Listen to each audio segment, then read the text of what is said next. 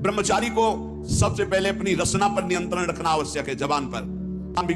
गंदे आचरण वाले, जिनको पवित्र का ज्ञान नहीं, जिनको केवल अर्थ पिशाच हैं, नाना प्रकार की अपवित्रताएं करके तुम्हें भोजन परोसते हो, गरम गरम तुम्हारे सामने है, तुम अमृत समझ के खा रहे हो, तुम्हारी बुद्धि नहीं खराब हो जाएगी?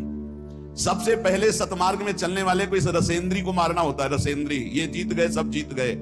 और इस मार्ग में सबसे ज्यादा इसी को दुलार करने का अवसर मिलता है।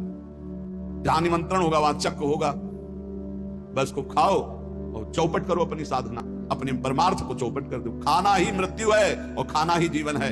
जो पवित्र भगवद अर्पित मित आहार करता है वो अपने जीवन को भागवतिक बना लेता। कितना खाओगे? याद रखो, परमार्थ में चलने के लिए रसेंद्री को बहुत शासन में जरूरत है, बहुत शासन की जरूरत है। रसेंद्री, अगर रसेंद्री आपकी छूटी हुई है तो कोई भी इंद्री आपके कब्जे में आने वाली नहीं।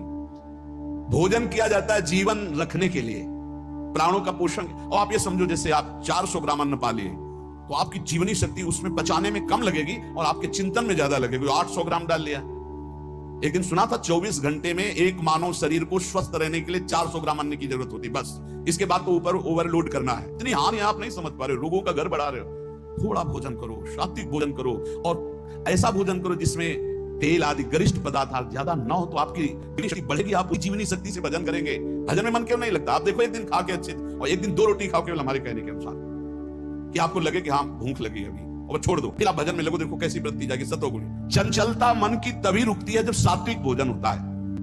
नेत्र की चपलता, बार बार इधर उधर देखना, कानों की चपलता, प्रपंच की बात सुन, हर इंद्री का ब्रह्मचर्य हमें चाहिए।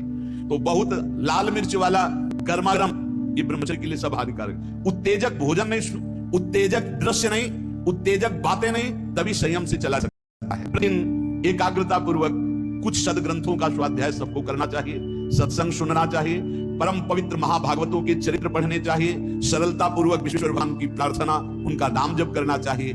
केवल ऐसे संयम से चलने से सबकी उन्नति का जागृत हो जाता है, निस्वार्थ भाव जागृत हो जाता है।